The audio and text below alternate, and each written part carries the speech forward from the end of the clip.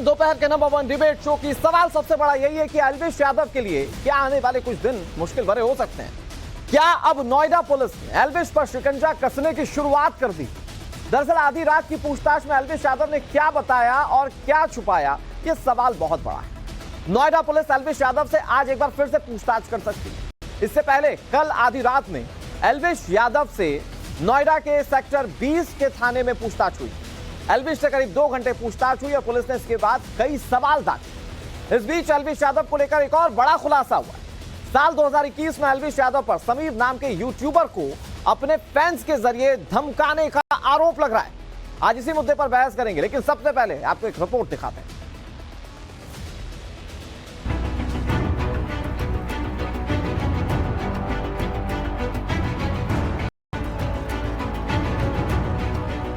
Rave party में सांपों के जहर का कारोबार करने के आरोपी एल्विश यादव की मुश्किलें बढ़ गई हैं। एल्विश यादव का सच से सामना हो रहा है। नोएडा पुलिस ने जांच तेज कर दी है। अब एल्विश के दावों और सच्चाई की सारी परतें खुल रही हैं। नोटिस मिलने के बाद रात के अंधेरे में नोएडा पहुंचा एल्विश यादव। सेक्टर 20 थाने में एल्विश यादव से पुलिस की पूछताछ हुई। सांपों के जहर सप्लाई करने के मामले में पुलिस ने की पूछताछ। एल्विश यादव से डीसीपी और एसीपी लेवल के अफसरों ने भी पूछताछ की। इस दौरान पुलिस ने एल्विश से कई सवाल किए। पुलिस ने एल्विश से पूछा, आपका राहुल से संपर्क कैसे हुआ और उससे पहली बार आप कहां मिले? क्या राहुल और आपके बीच में सांप और वेनम को लेकर कॉल हुआ करती थी? नोएडा में जिस रेव पार्टी की बात सामने आई है उसमें आपकी क्या भूमिका थी? क्या रेव पार्टी में विदेशी लड़कियां भी आनी थी और अगर आनी थी तो वो कहां से आती? दिल्ली और राजस्थान के फार्म हाउस की रेव पार्टियों में क्या आप शामिल थे? पार्टी में कौन कौन लोग आते हैं और उन्हें कैसे बुलाया जाता है? आपके वीडियो में सांप के साथ जो लोग दिख रहे हैं वो कौन कौन है और वीडियो में दिख रहे सांपों को कौन लेकर आया? वेनम का इस्तेमाल कैसे होता है और क्या रेव पार्टी में आए सभी लोग वेनम का इस्तेमाल करते हैं? इस बीच पुलिस ने एल्विश को आज फिर पूछताछ के लिए बुलाया है। पुलिस का कहना है कि कल पूछताछ पूरी नहीं हो पाई थी। कल की पूछताछ के दौरान एल्विश यादव ने खुद को बेगुनाह बताया। एल्विश ने कहा कि उसे साजिश के तहत फंसाया जा रहा है। पुलिस एल्विश के जवाबों से संतुष्ट नहीं। इस बीच एल्विश यादव को लेकर एक और खुलासा हुआ। एल्विश पर 2021 में समीर नाम के यूट्यूबर को अपने फर्जी फैंस के जरिए धमकाने का आरोप लगा है। साल 2021 में एक यूट्यूबर समीर को सोशल मीडिया पर ट्रोल करने, धमकी देने, उनकी मां का रेप करने की धमकी देने और गाली गलौज की भाषा का इस्तेमाल करने के खिलाफ समीर ने अपने वकील अली काशिफ के जरिए मुंबई के धारावी पुलिस स्टेशन में शिकायत दर्ज करा एफआईआर रजिस्टर करने की मांग की थी। लेकिन एल्विश ने अपने फैंस के जरिए समीर को धमकी दी तो समीर ने केस वापस ले लिया। इस बात का खुलासा समीर के वकील अली काशिफ खान देशमुख ने किया। मेरे क्लाइंट थे जिनका नाम है समीर और सोशल मीडिया इन्फ्लुएंसर है। उनके नाम पे एल्विश ने रोस्टिंग वीडियो बनाया था। तब एल्विश जो है वो यूट्यूब वगैरह पे यही चीज़ करता था कि लोगों को गालियाँ देना, लोगों को रोस्टिंग करना, लोगों की मजाक उड़ाना। ये एक youngster mindset, typical cheap mindset वाला एक लड़का है जो लोगों को गालियाँ देके, औरतों की इज्जत निकाल के, उनको गंदी भाषा यूज़ करके उनके नाम पे यूट्यूब वीडियोस व्यूज़ करवा के इनकैश करता है। यानी कि ये एक तरीके का इलिसिट बिजनेस है। इस बीच नोएडा में जिस शिकायतकर्ता ने एल्विश के खिलाफ केस दर्ज कराया, उनके वकील का भी आरोप है कि उन्हें फोन पर धमकियां मिल रही। इतना ही नहीं, फैजान अंसारी, जिन्होंने आरोप लगाया है कि एल्विश ड्रग डीलर का काम करता था, उनका भी आरोप है कि उन्हें धमकियां मिल रही। ऐसे में सवाल है कि क्या खुद को पता देख एल्विश अपने फैंस के जरिए बौखलाहट में धमकी दे रहा है? सवाल यह भी है कि क्या नोएडा पुलिस एल्विश को गिरफ्तार कर लेगी? ब्यूरो रिपोर्ट, टाइम्स नाउ, नव भारत। तो एल्विश यादव के खिलाफ बढ़ती हुई कार्रवाई किस दिशा में जाती है और यहां पर पुलिस को क्या हाथ लगता है सबूतों के तौर पर, यह सवाल बड़ा है। लेकिन बड़ी बात यह है कि अब तक एल्विश यादव जो खुद को सोशल मीडिया पर बिल्कुल पाक साफ बता रहे थे, पुलिस के सामने पेश हो चुके हैं। सवालों के जवाब उन्होंने दिया और खबर यह है कि पुलिस उन जवाबों से संतुष्ट नहीं है। हमारे साथ कई सारे मेहमान जुड़ गए। ज्यादा बातचीत के लिए उनका तारुफ आपसे करवा दें। हमारे साथ निखिल चंदवानी जी जुड़ गए हैं जो कि लेखक हैं। हमारे साथ ममता काले आपसे कुछ ही देर में जुड़ेंगी जो कि राजनीतिक विश्लेषक हैं। हमारे साथ मानवी तनेजा जुड़ गई, ये मॉडल हैं। फैजान अंसारी हमारे साथ जुड़ गए हैं जो कि अभिनेता हैं, लेकिन उन्होंने कई बड़ी बातें कही, इनसे बात करना बहुत इंपॉर्टेंट है। हमारे साथ प्राची अधिकारी जुड़ गए जो कि राजनीतिक विश्लेषक हैं और हमारे साथ इस पर कानूनी पहलुओं पर बात करने के लिए एल.एन. राव जी जुड़ गए जो कि पूर्व डीसीपी हैं दिल्ली के। हमारे साथ जितने भी मेहमान जुड़े सबका बहुत बहुत स्वागत। मैं शुरुआत मानवी जी आप ही से करता हूं, क्योंकि अब तो कार्रवाई एक कदम आगे बढ़ चुकी है। मानवी जी, कार्रवाई के तहत अब एल्विश यादव कोर्ट में, माफ कीजिएगा, थाने में पेश भी हो चुके हैं। पुलिस के 10 सवालों के जवाब भी उन्होंने दिए हैं और हो सकता है कि उसके बिना पर अब आगे भी कार्रवाई की जाए। तो यहां कार्रवाई से अब किसी को कोई दिक्कत तो नहीं होनी चाहिए, सारी चीजें फेयर इनफ नजर आती है इस पूरे मामले में। देखिए, अगर फंसाने का पूरा षड्यंत्र हो और काफी लोग उसके पीछे हो, बड़े बड़े जो लोग हैं उसके पीछे हो, तो पूछताछ तो होगी। पर मैं ये बात आपको बताना चाहती हूँ, जैसे आपकी रिपोर्ट में भी है कि पूछताछ के लिए बुलाया है और एल्विश बहुत कॉर्पोरेट कर रहा है पुलिस ऑफिसर्स के साथ स्टेशन में। तो कल भी पूछताछ के लिए बुलाया और आज भी आप कह रहे हैं पूछताछ के लिए बुलाया, तो पूछताछ के लिए तो बुलाया है। हर चीज जो क्लियर होगी, अगर कहीं भी उस पर डाउट होता तो वो अरेस्ट हो जाता। अब मैं छोटी सी बात में बोलना डाउट है मैम, तभी तो पूछताछ के लिए बुलाया। नहीं, आप पूरी प्रक्रिया को समझिए। नहीं, ऐसा तो नहीं हुआ कि रातों रात नाम आया एफआईआर में तो बुला लिया गया एल्विश यादव को। पुलिस ने अपने मामले में इन्वेस्टिगेट किया और उसके बाद ये पाया कि हाँ, पूछताछ जरूरी है एल्विश यादव से। पूछताछ और अरेस्ट बहुत फर्क है। जब तक अरेस्ट नहीं होता तो आप ये नहीं कह सकते पूछताछ। देखिए, किसी चीज की क्लैरिफिकेशन, आप मानवी हो जो बीच में आकर चोच मारना शुरू हो गई। अपना चोच बंद करो, अपना चोच बंद करो। अपना ये मानवी जी, मैं कह रहा हूँ भाषाई मर्यादा के साथ इस पूरी चर्चा में शामिल हो। बीच में मत बोलो। देखिए, मैं ये बोलना चाहती हूँ कि अगर कोई भी ऐसा डाउट होता तो जब राजस्थान पुलिस ने उसको पकड़ा था तो उनको हिरासत में ले लेते, उसको हिरासत में नहीं लिया ना, तो पूछताछ के लिए बुलाया। नहीं, समर्थन करने वाले कुछ लोग मानवी जी तब भी तो यही कह रहे थे कि सारी कार्रवाई प्रीमेच्योर है। तो पुलिस ने ये देखते समझते हुए कि एल्विश यादव से पूछताछ जरूरी है, उसको पूछताछ के लिए बुला लिया होगा या एल्विश यादव खुद चला गया होगा। तो अब यहाँ पर ये मानना तो चाहिए कि कार्रवाई कम से कम एक कदम आगे बढ़ गई है एल्विश के खिलाफ। एल्विश के खिलाफ एक कदम आगे नहीं बढ़ी। पूछताछ जरूरी है क्लीन चिट देने के लिए। जब तक उससे पूछताछ नहीं करेंगे उसे क्लीन चिट कैसे देंगे? क्योंकि एक बार क्रॉस एग्जामिन तो होएगा ना, जो उस पे एलिगेशंस लगे हैं, तो उससे भी तो पूछताछ करेंगे। जिस हिसाब से मैंने पहले भी आपके चैनल पे कहा था कि वीडियो ठीक है, आप साजिश की कह रही है, लेकिन बहुत सारे आरोप हैं और उन आरोपों पर कितनी सच्चाई है ये समझना और ये जानना बहुत जरूरी है। हमारे साथ फैजान अंसारी जी जुड़े हुए हैं, जो कि बहुत सारी बातें अब तक एल्विश यादव को लेकर कह चुके हैं। फैजान जी, आप जितनी भी बातें कह रहे हैं उसको काउंटर कैसे कर रही हैं एक एल्विश समर्थक या एल्विश सपोर्टर, वो आपने सुन लिया। अब आपके पास क्या पॉइंट है अपनी बात सही करने के लिए? फैजान जी। जी सर, जी सुन रहे हैं आप? मेरी आवाज आ रही है आपको? जी सर, आ रही है आपकी आवाज, प्लीज बताइए सर। जी सर, मैं बताना ये चाहता हूं कि एल्विश यादव जो है ये एक क्रिमिनल बैकग्राउंड का बंदा है और ये लोगों को धमकाता डराता है। जिस केस की आप बात कर रहे हैं 2021 में, उसकी डिटेल्स पूरी यहाँ पे हैं। जो समीर को उसने धमकाया है, गंदी गंदी गालियां दी, पूरी डिटेल इस पे है। So already Dharavi police station में उसके अगेंस्ट एफआईआर दर्ज है 2 साल 3 साल पुरानी। फिर हमने भी उस पर केस फाइल किया है और अभी ये देखिए केस फाइल करने जा रहा हूँ जिसपे मुझे धमका रहा है कि अगर तुमने अपनी कंप्लेन वापस नहीं ली थी तो तुम्हें जान से मार देंगे। ये सीधे सीधे व्हाट्सएप पे मुझे गंदी गंदी गालियां आ रही है। मेरा चैट है, तो अपने आप को बहुत स्मार्ट समझता है। वो चैट उसने बाद में डिलीट कराई, बट उससे पहले मैं स्क्रीनशॉट ले चुका था। सो वो अपने लेवल पे सब कुछ कर रहा है, लेकिन अभी मुझे जो जान से मारने की सर धमकियां आ रही हैं, उसके लिए मैं कमिश्नर सर के पास भी जा रहा हूँ, पुलिस कमिश्नर के पास। मुझे पुलिस प्रोटेक्शन की भी अभी जरूरत है और ये बहुत जल्दी सामने आएगा। ये गुंडा बंदा है, गुंडागर्दी करता है, डराता है, धमकाता है। और कितने प्रूफ चाहिए लोगों को, आप बताइए, साबित करने के लिए कि एल्विश यादव एक गुंडागर्दी करता है और गुंडा लड़का है? कितने सबूत लोगों को चाहिए सर? कोई फैंस उसके नहीं है सर। वो खुद लोगों से बोलता है।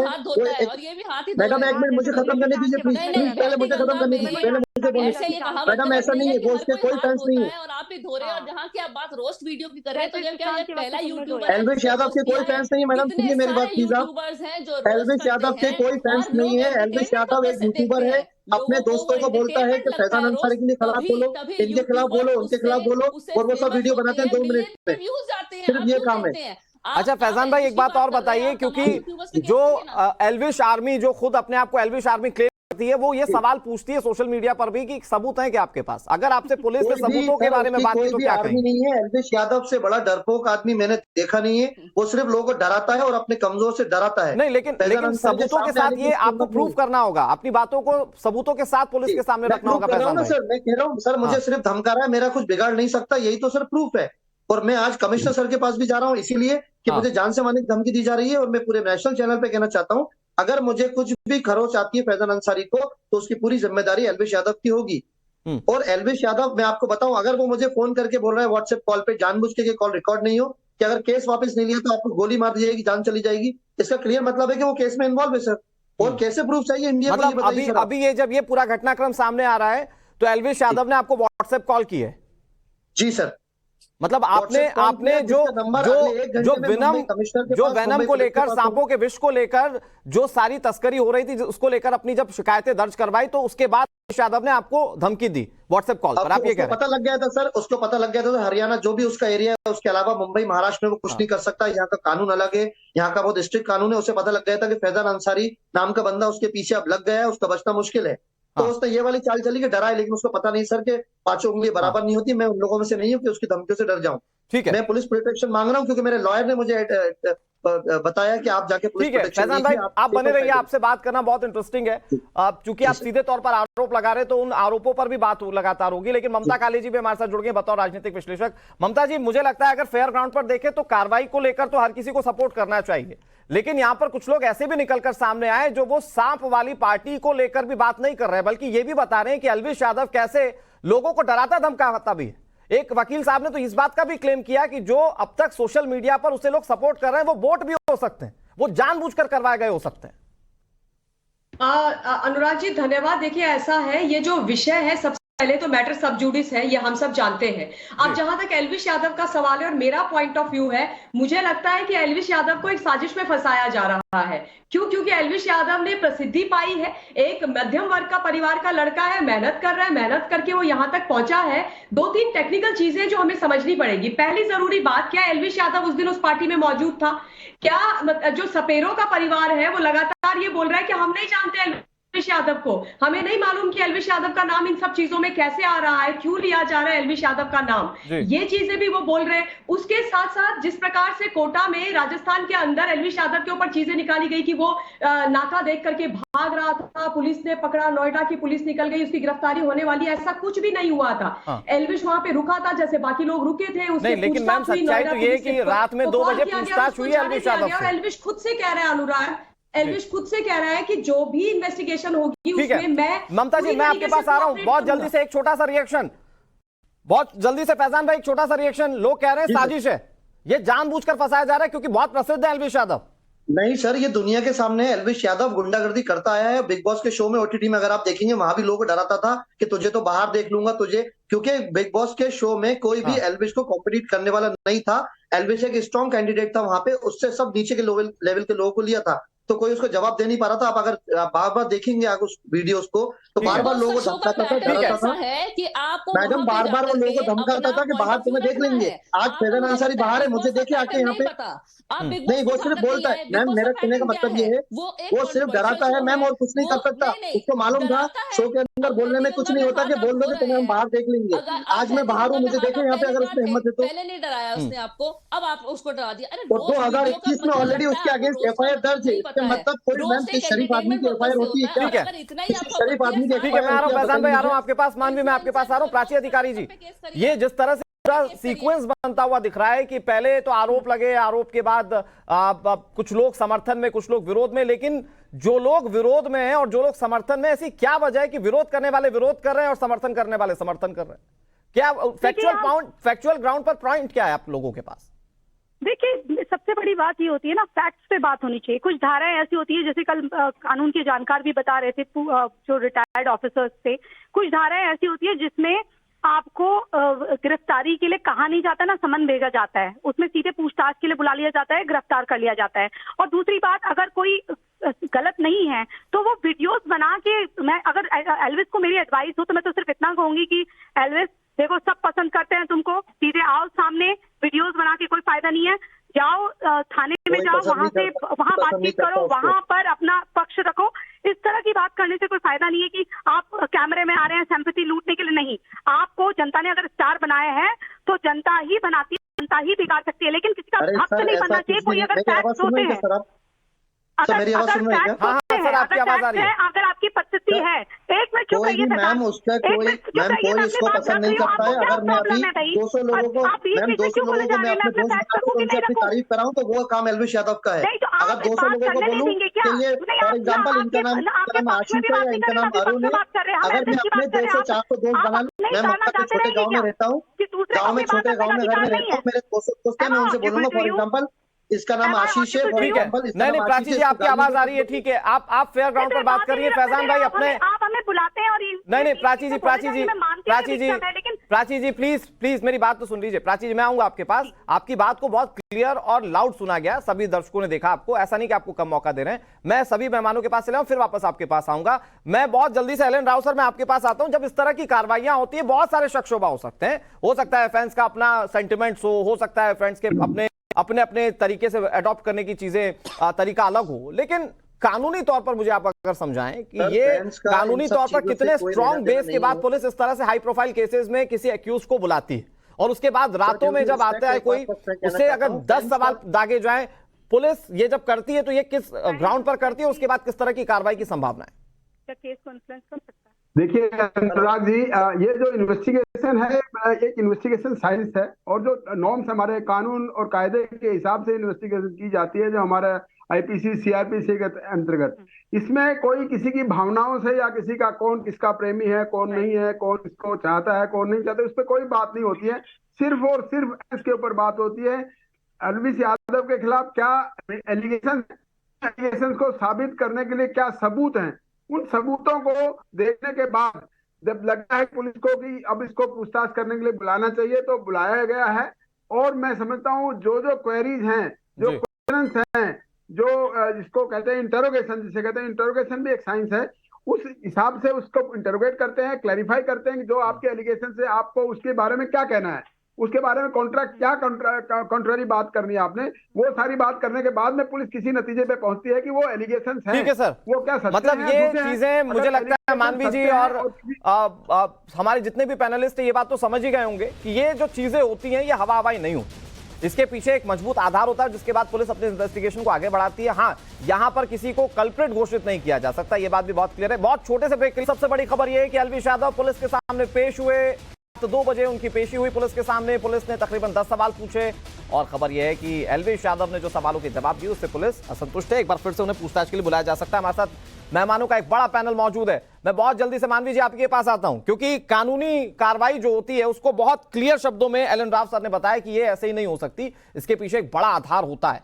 तो पुलिस ने अगर टाइम लिया, पुलिस टाइम लेकर पूछताछ के लिए बुला रही है, या फिर उसके बाद आए हैं एल्विस यादव पूछताछ के लिए, तो ये बताता है कि कुछ ना कुछ सबूत इस तरह के हो सकते हैं जिस पर शायद पुलिस को क्लेरिफिकेशन चाहिए। बिना एल्विस यादव की उन बातों को स्पष्ट नहीं किया जा सकता।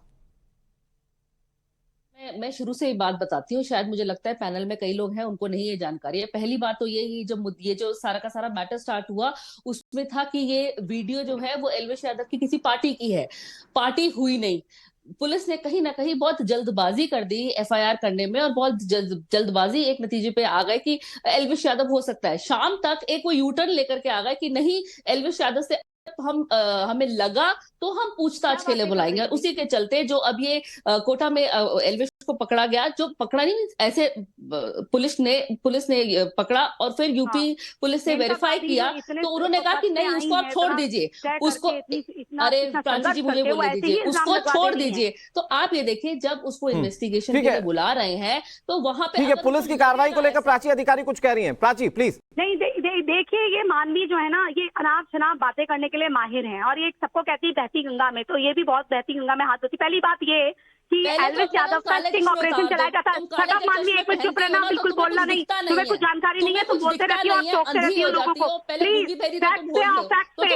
ये कानून है ना, ये किसी के बकौती नहीं है, कानून के हिसाब से एल्विस हमें भी प्यारा है, हमें भी अच्छा लगता है, लेकिन अगर उससे गलत काम करे हैं तो उसको बिल्कुल सजा होगी, और ये उसके थ्रू नेटवर्क पास करा जाएगा। बॉलीवुड इसमें बहुत बड़ा गैंग है, तुम जिस बॉलीवुड के लिए बार बार तुम करते रहती हो, आई मैं बॉलीवुड से हूँ, बॉलीवुड के लिए बाउंसिंग कर रहा काम कुछ भी नहीं है तुम्हें डेलीवर का। देखो ऐसा है, ये अपूर्व अग्निहोत्री के टाइम से चला हुआ है, 10 साल ममता जी आ रहा हूं उसके बाद। ये बहुत सारी पार्टीज होती थी मालिया के वहाँ पर भी, ये हमने पहले भी कहा है, रेप पार्टीज में ये कॉमन ट्रक है।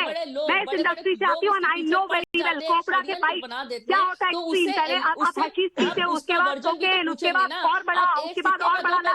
तुम बोलते रहो क्योंकि you are not from industry, you claim to be, you have not done even one movie. तो मेरे से बात मत करो इसके बारे में, ये एक कॉमन प्रैक्टिस है, बड़े से बड़ा करता है यहाँ। यहाँ पर, और नशा बेचने वाले बहुत फल फूल रहे हैं और उनके पास बहुत पैसे हैं। जब ये एल्विस को ऐसे पकड़ लिया है, तुम्हें लगता है किसी को भी ऐसे पकड़ सकते हैं? रात चलते तुमको भी किसी दिन पकड़ लेंगे क्या? नहीं, ऐसा नहीं होता है। यहाँ पर 120B लगा है और ये एनिमल प्रोटेक्शन एक्ट लगा है। उसके बाद अभी नार्कोटिक्स का भी मामला है। ये तुम्हें पता है, नार्कोटिक्स का नॉन अवेलेबल ऑफेंस होता है। कभी भी पकड़ के जब ले जा सकती है पुलिस, और बिना कारण कोई भी पुलिस नहीं सकती। अगर एल्विस सही है, साफ सुथरा है, तो वो आ जाए वापस। ठीक है, मुझे लगता है मानवी जी और प्राची जी एक बात तो बहुत खुले शब्दों में मेरे ख्याल से देश के हर नागरिक कहते होंगे कि यहाँ पर कानूनी कार्रवाई में, इन्वेस्टिगेशन में सच सामने आना चाहिए। सच से किसी को नहीं भागना चाहिए।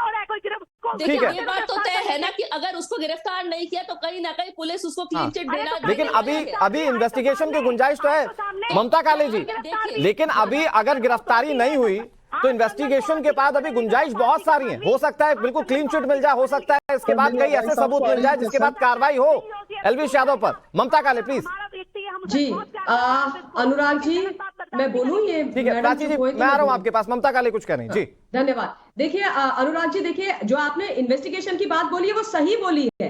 अगर एफआईआर हुई है तो इन्वेस्टिगेशन होगी। एल्विस को जैसे कल रात बुलाया, आज बुलाया, पूछताछ भी होगी और होनी भी चाहिए। वो तो एल्विस खुद कह रहा है कि मैं तैयार हूँ, जो पूछना है पूछो। नंबर 1 आ रही है फैजान भाई, आ रही है, मैं आ रहा हूँ इसके बाद जी। नंबर 2 देखिए, जो डीसीपी साहब है जो इस मामले को इन्वेस्टिगेट कर रहे हैं, उन्होंने खुद से, जब मीडिया ने पूछा तो उन्होंने बोला था कि एफआईआर होने से कोई मुजरिम नहीं हो जाता है जब तक कि फैक्ट्स की इन्वेस्टिगेशन ना हो। तीसरी जरूरी बात, जो कोटा में उनको रोका गया था वो एक पॉल बाउंड स्टेट है, वहां पे सारी गाड़ियां रुकती हैं, लेकिन उसके बाद छोड़ दिया गया था। देखिए, समझने की चीजें ये है कि कई सारी ऐसी चीजें हैं जिसके ऊपर बहुत ये शक हो जाता है कि एक साजिश है, तो उस पे मतलब लेकिन मुझे ममता जी एक चीज मुझे बहुत क्लियर शब्दों में समझाइए। मैं चाहूंगा कि आप इस पर थोड़ा सा बात करें, क्योंकि जिस संस्था ने ये पूरा जो स्टिंग ऑपरेशन किया था, उसने ये दावा किया कि एल्विस यादव का नाम पहले भी सामने आया था। उन्होंने जिस तरीके से पूरे ट्रैप किया उसमें एल्विस यादव का नाम बार बार सामने आया, कुछ ऑडियो क्लिप्स भी ऐसे सामने आए, और उसके बाद सारे सबूतों के साथ एल्विस यादव के खिलाफ एफआईआर दर्ज की गई। और वहां पर जहां पर पार्टी ऑर्गेनाइज की जा रही थी, जहां पर एल्विस यादव के नाम का इस्तेमाल किया जा रहा था, वहां पर वेनम भी इस्तेमाल हुआ, वहां पर वेनम भी पहुंचा 20 ml का। तो उन फैक्ट्स को दरकिनार नहीं किया जा सकता। बिल्कुल। अनुराग जी, 2-3 जो आपने चीजें पूछी है, पीएफए ने ये पूरा मामला उठाया है, राइट? एक एनजीओ है पीपल फॉर एनिमल्स, उसने ये मामला उठाया है। उनकी जो वो ऑडियो कॉल है वो वायरल हो रही है, जिसमें वो जो सपेरा राहुल है उससे बात कर रहे हैं, उसमें एल्विस का नाम आया है। लेकिन कहीं पर क्या ये बोला जा रहा है कि एल्विस ने जहर मंगवाया है, एल्विस ने विषैले ये नाग कोबरा मंगवाए हैं, जहर हम उसको सप्लाई करते हैं। दूसरी दुख की बात ये है, देखिए एक बहुत पुराना वीडियो जिसके बारे में एल्विस खुद बोल रहा है कि किसी और का शूट था, उसमें उसने वो सांप को, स्नेक को अपने गले में डाल दिया था, उसको आधार बना करके। नहीं, वो वीडियो पुराना हो सकता है, उसे वाइल्ड लाइफ प्रोटेक्शन के मामले में रखा जाता है। ठीक है फैजान भाई कहना चाह रहे हैं। फैजान भाई, आपने बहुत सारी बातें कही, उसमें यह भी था कि बहुत खुलकर आपने कहा कि एल्विस यादव ड्रग्स पार्टी को ऑर्गेनाइज करवाता है, रेव पार्टी ऑर्गेनाइज करवाता है। आपने कहा मनीषा रानी का भी आपने नाम ले लिया। तो उस तरह के जब आरोप लगते हैं तो उसके पीछे का आधार क्या होता है? पीछे आपके पास फैक्ट्स क्या मौजूद है? सर, मैंने खुद क्लब में सुना है, मुंबई के क्लब्स में, कि एल्विस ये सब काम करता है। अभी सामने आ रही है धीरे धीरे चीजें, उसी के दम पे। मैडम एक बात मैं आपको बताऊं, आप एल्विस यादव ऐसे साबित नहीं हो रहा। कानून के आगे मैम, एल्विस यादव की कानून के आगे कुछ औकात नहीं है। कानून डिसाइड करने वाला है। आप ये मत बोलिए कि इल्जाम बेबुनियाद है। ठीक है जी, बिल्कुल सुना है, बिल्कुल सुना है। और अभी मुझे धमकी आ रही है, वो भी मैं क्लियर कर रहा हूँ, दुनिया के सामने कर रहा हूँ मैडम। है कोई प्रूफ है? आपने सुना है? उसके कोई फैक्ट नहीं है। आप लोग सुन लीजिए, आज मैं देश को बताना चाहता हूँ एल्विस यादव। ठीक है फैजान भाई प्लीज, फॉर एग्जाम्पल सर सुनिए प्लीज सर। जी फैजान भाई प्लीज अपनी बात कहिए। चलते हैं कि इतनी छोटी उम्र में इतनी कामयाबी की सीढ़ी वो कैसे हासिल कर रहा है? बिग बॉस नहीं, इतनी छोटी उम्र में उसके अगेंस्ट एफआईआर दर्ज हुई है। एक बात से जलते हैं क्या लोग? इतनी छोटी उम्र में 3 साल पहले एफआईआर हो चुकी है मैम। कोई शरीफ आदमी की एफआईआर होती है क्या? आप बताइए, आप उसको सपोर्ट में क्यों बोल रही है? मुझे समझ में नहीं आ रहा। अगर आप बोल रही है इतनी छोटी उम्र में सक्सेस मिली है, तो इतनी छोटी उम्र में एफआईआर भी हुई है। इतनी छोटी उम्र में एफआईआर भी हुई है उसकी 2021 में धारावी पुलिस स्टेशन में। आप अगर बोल रही है इतनी छोटी उम्र में उसकी सक्सेस से लोग चल रहे हैं, सुनिए मेरी बात प्लीज मैम, मुझे फिनिश करने दीजिए प्लीज। यूट्यूबर जिसके मिलियन में व्यूज जाते हैं सबके डालिए।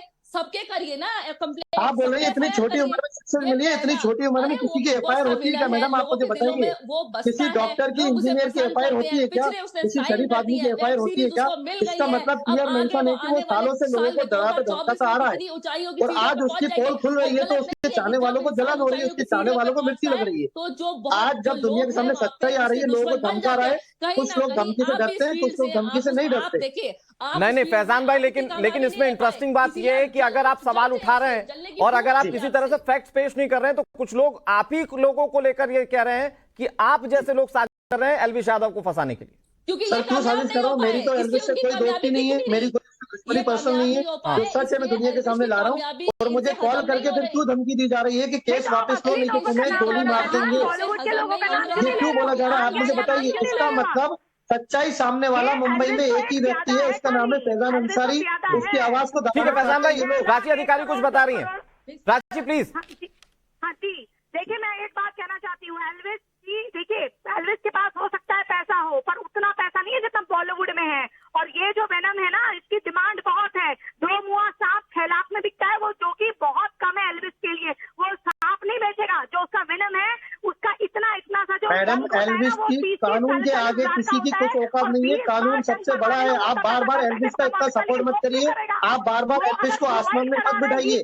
कानून के आगे एल्विस यादव की कोई औकात नहीं है, कानून डिसाइड करना। नहीं फैजान भाई वो एक बड़े पर्सपेक्टिव में रख रही है। फैजान भाई, रांची इसको एक बड़े पर्सपेक्टिव में रख रही है। वो कह रही है अकेला एलविश यादव नहीं हो सकता, इसके पीछे हो सकता है एक बड़ा नेक्सस हो। अरे सर ये ऑलरेडी मैं अभी तो मैडम फिर मेरे सपोर्ट में बोल रही है। कल मैंने यही सारे इंटरव्यू में बोला है कि ये पूरी गैंग है एलविश की, अकेला नहीं है। इतना बड़ा स्कैम को अकेले नहीं चला सकता। आप लोग ना ऐसे डोंट शूट एंड स्कूट, बिना प्रूफ्स के आप ऐसा मत बोलिए। और फैजान जी आप बोल रहे हैं कि किसी छोटे लड़के पर कैसे झूठी एफआईआर होती है, सज्जनों पर एफआईआर होती है, झूठी एफआईआर सज्जनों पर एफआईआर होती है। ठीक है, क्लेम करता हूं मैं लास्ट पहले के नाम पर ये सारी चीजें उनके पास थी और उन्होंने एक ट्रैप बिछाया था। तो जब पहले उनके पास इंफॉर्मेशन थी कि जहर का धंधा एलविश कर रहा है, तब उन्होंने क्यों नहीं एफआईआर करी थी? और एलविश का कहीं का नाम नहीं आ रहा है, ये सोचने वाली बात है। और मिस्टर फैजान आपने किसने बोला? ठीक है ममता जी और फैजान भाई, मैं आ रहा हूं आपके पास बहुत जल्दी से।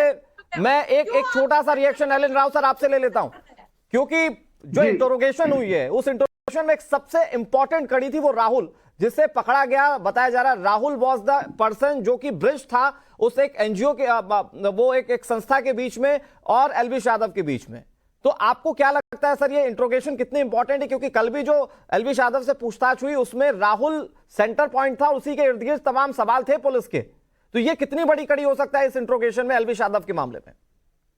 देखिए अनुराग जी, राहुल का जो स्टेटमेंट है और उससे स्टेटमेंट से आगे जो एविडेंस है वो बहुत इंपॉर्टेंट रहेगा इस केस में। और वो एलविश यादव के खिलाफ अगर कोई जाती है बात या एलविश यादव के खिलाफ उसने बात कही है और वो साबित होती है साक्ष्यों के आधार पर, तो डेफिनेटली एलविश यादव को प्रॉब्लम हो सकती है। किसी के इसी प्रकार से एलिगेशन लगाने से, एक और चीज इंपॉर्टेंट मैं बताऊंगा कि किसी का पास्ट कंडक्ट, अभी बात कर रहे थे फैजान अहमद, पास्ट कंडक्ट भी इस केस की इन्वेस्टिगेशन में अगर इसी प्रकार के केसेस में कोई आदमी प्रीवियसली इन्वॉल्व रहा है और उसके खिलाफ सबूत इकट्ठे हुए हैं, तो भी एक प्रॉब्लम हो सकती है इस केस में। ठीक है सर, आपने बहुत अच्छे तरीके से कानूनी पहलू बताया। बहुत शुक्रिया आप सभी मेहमानों का हमारे साथ जुड़ने के लिए, पूरी चर्चा में शामिल होने के लिए। कुल मिलाकर बात यह कि कार्रवाई तब हो जब अगर दोषी हैं, पुलिस इन्वेस्टिगेट कर रही है और जो इन्वेस्टिगेशन में निकलकर सामने है उसका इंतजार पूरी दुनिया को है, पूरे देश को है। रुकना एक बहुत छोटे से ब्रेक के लिए, ब्रेक के इस पार भी टाइम